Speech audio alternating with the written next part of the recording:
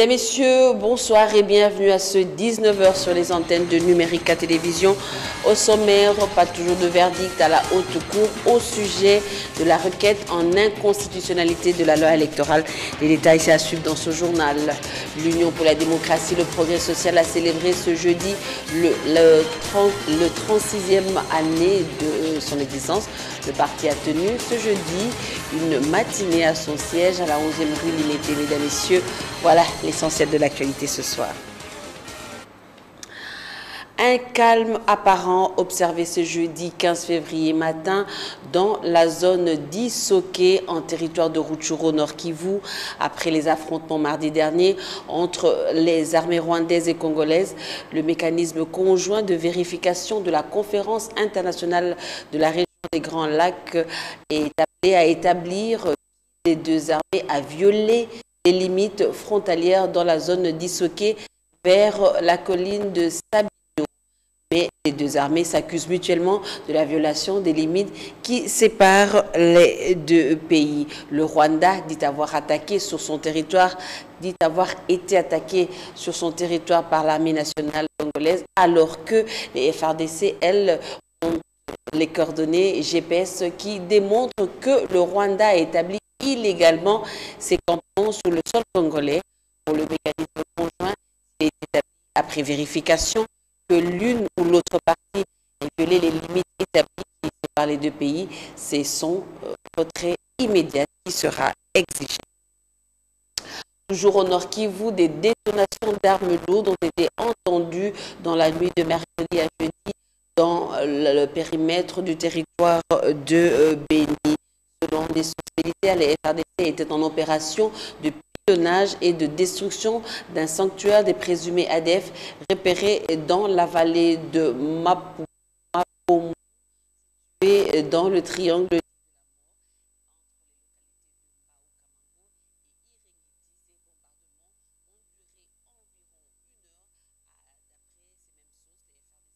Annonce la poursuite des opérations de ratissage de la zone. Je le disais dans les titres, le délai légal de 30 jours expire aujourd'hui après la saisine de la Cour constitutionnelle par un groupe de députés et sénateurs de l'opposition et un député de la majorité présidentielle en inconstitutionnalité de la loi électorale révisée. Mais la Haute Cour n'a pas encore statué sur ce dossier. Pour le député national Toussaint Alonga, il indique que le groupe est dans l'attente du verdict de la Cour. Pour l'instant, il n'y a pas une quelconque initiative. On écoute le député Toussaint Alonga, joint au téléphone par Félix Ilunga. En matière d'interprétation des dispositions constitutionnelles, la procédure ou la matière impose un délai notamment le délai de 30 jours. Nous pensons que la saisine est telle que l'ont voulu les députés de l'opposition, c'est pour permettre à la Cour non seulement politiquement de nous répondre, mais aussi de faire valoir l'édifice de l'état de droit, mais aussi de contribuer à redorer le blason terni de cette même Cour. Autant la Cour a eu la latitude à répondre aux députés de la majorité. La conférence épiscopale nationale du Congo 5 a ouvert ce jeudi à Kinshasa les travaux de la session plénière extraordinaire. Les évêques de la 5 ont inscrit à l'ordre du jour la situation socio-politique qui prévaut en République démocratique du Congo. Dans un autre chapitre, l'Union pour la démocratie et le progrès social a célébré ce jeudi le 36e année de son existence. Le parti a tenu ce jeudi une matinée à son siège à la 11e rue Limité. Un an après le décès de son président Étienne Tshisekedi, le parti traverse des moments difficiles et des divisions. Même le rapatriement de la dépouille en RDC est bloqué. Le gouvernement et le parti se renvoient les responsabilités et les détails à suivre dans nos prochaines éditions. Valentin Moubaké, cadre de l'UDPS, prône l'unité du parti afin d'honorer la mémoire d'Étienne Tshisekedi. L'ancien conseiller politique de l'opposant fustige les positions des uns et des autres au sein de l'UDPS. Il annonce la tenue d'un conclave dont les travaux préparatoires sont en cours afin de désigner les membres du directoire du parti pour la convocation du congrès extraordinaire à l'issue duquel le successeur d'Étienne Tshisekedi sera connu. Célébration similaire à l'UDPS Kibassa ce jeudi 15 février à l'occasion de l'anniversaire du parti. Devant la presse, son président Augustin Kibassa a fustigé la machine à voter proposée par Corneille Nangaa comme condition pour tenir l'élection en décembre 2018. Rendons-nous à présent à la colline inspirée. Le département de la philosophie de la faculté des lettres et sciences humaines de l'université de Kinshasa a organisé une matinée scientifique autour du thème la question du leadership en RDC, état de lieu et perspective. Objectif, renchérir, discuter sur les défis qui minent la RDC afin de proposer des voies et perspectives pour bâtir un Congo viable, dynamique et prospère. Les détails avec Jefté Tsoleni et Imani Tango. La rencontre s'est voulue à la fois un cadre académique de partage, mais aussi de réflexion intellectuelle en vue de proposer des solutions efficaces aux décideurs congolais. Professeurs, cadres scientifiques et étudiants ont mis leur savoir en contribution afin de relever les défis et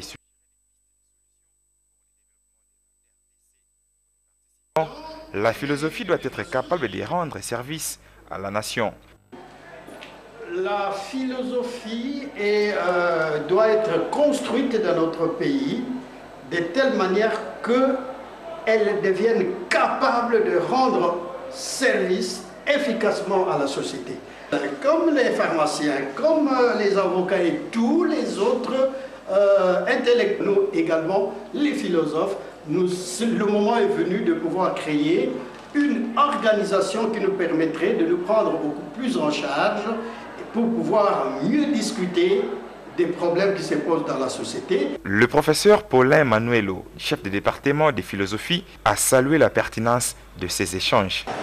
Le leadership, c'était un aspect important de notre vie en commun et qu'il faille alors examiner, comprendre le concept et voir dans quel sens on pourrait proposer des voies et moyens pour un leadership de qualité d'excellence. À l'issue de cette matinée philosophique, des recommandations ont été formulées à l'endroit des autorités politiques et administratives, des autorités académiques de l'UNIKIN et même ceux du département, dans le but de promouvoir le leadership d'excellence. La suite du journal avec vous, Jefté Tsoleni, et vous allez évoquer la prise en fonction de Cyril Ramaphosa après le départ, bien entendu, de Jacob Zuma, mais vous allez parler aussi du sport. Évidemment, on commence par la Ligue des champions de l'UEFA. Le Real de Madrid, double tenant du titre, s'est imposé face au club français, le Paris Saint-Germain. Le score du match était de 3-1, dont un doublé du quintuple Ballon d'Or. Le Portugais Cristiano Ronaldo, les coéquipiers de Neymar, auront l'occasion dans 3 semaines de faire une remontada pour espérer se qualifier. Les détails de ce match avec Paul Cazozo. Après la double acquisition à Grand Prix du Brésilien Neymar et du Français Kylian Mbappé, gros test de maturité pour le PSG en déplacement à Santiago Bernabéu, au contact du Real Madrid. Chancelant de santé à la Liga, les Madrilènes sont surpris à la 33e minute. Kylian Mbappé centre le cuir sur Neymar, prise en charge par Nacho. La balle repoussée est reprise par Adrien Rabiot qui fait mouche pour Paris qui mène 1-0 à l'extérieur. Bon départ pour le PSG pour une fin en catastrophe. Blessé dans son amour-propre, le Real qui ne l'entend pas de l'oreille est à la charge sur un doublé de CR7. D'abord, à la 45e minute, sur penalty d'une frappe puissante pour l'égalisation.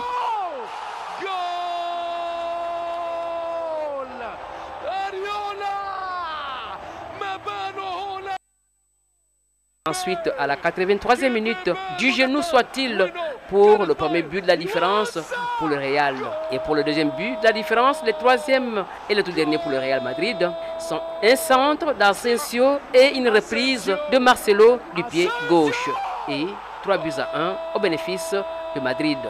À 3 buts à 1, le Real est bien parti en attendant le match retour fixé au 6 mars 2018 à Paris. Pour le PSG, la qualification est au bout d'une victoire possible par 2 buts à 0, mais le Real ne viendra pas en victime expiatoire.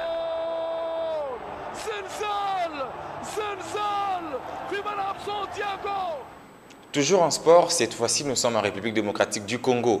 La commission de gestion de la Ligue nationale de football a infligé un forfait au FC Lupopo de Lubumbashi. Saint-Éloi perd ainsi son match contre le tout-puissant Mazembe dimanche 11 février 2018 au stade Frédéric Ibassa Maliba par 3 buts à 0. Lupopo est également sommé de payer une amende correctionnelle de 20 000 $ américains en plus de la réparation des préjudices matériels et corporels causés. Les détails dans ce commentaire.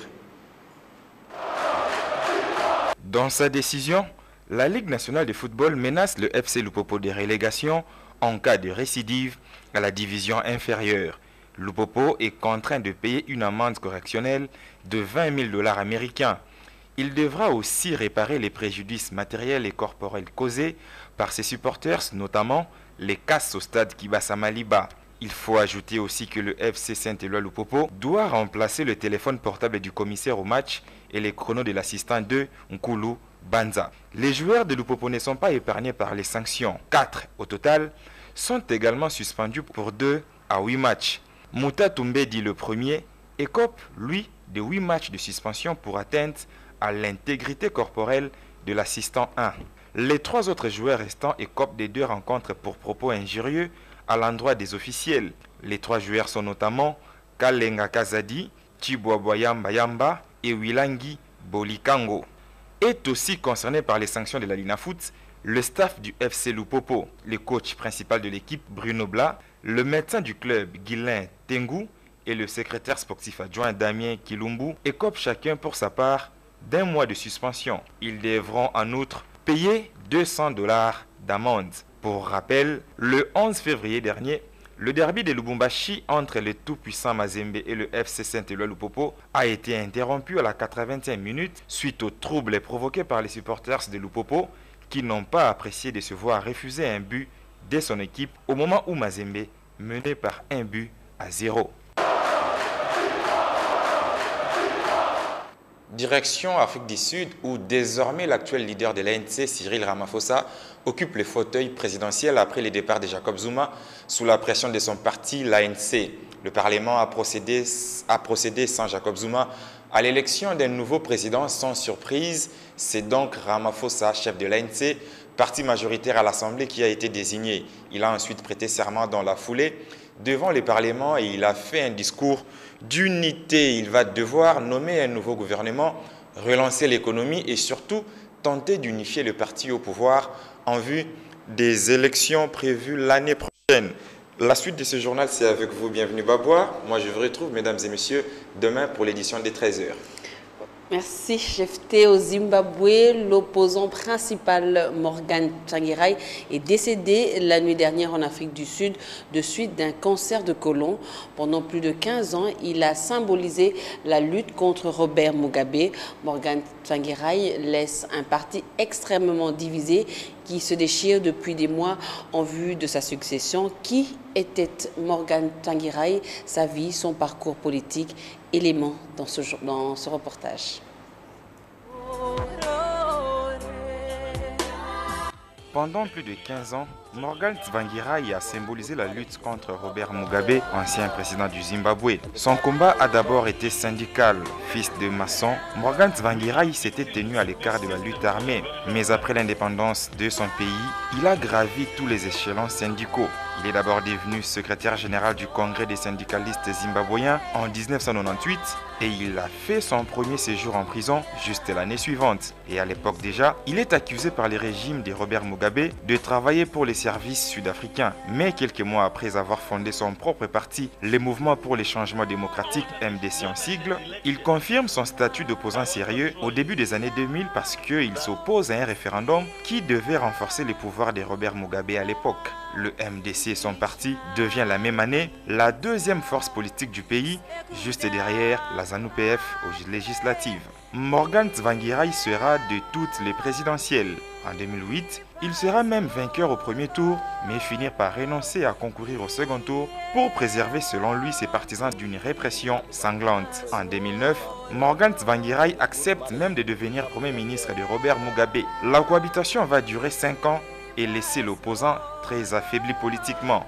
Morgan Tsvangirai devait logiquement être le candidat officiel de son parti, le MDC, pour la présidentielle prévue cette année au Zimbabwe et affronter donc le nouveau président zimbabwéen Emmerson Mnangagwa. Mais il y a une semaine, l'opposant historique avait cédé sa place à la tête du parti à l'un des 3 vice-présidents, Nelson Chamisa. Morgan Tsvangirai est mort tout en laissant derrière lui un parti extrêmement divisé qui se déchire depuis des mois en vue de sa succession.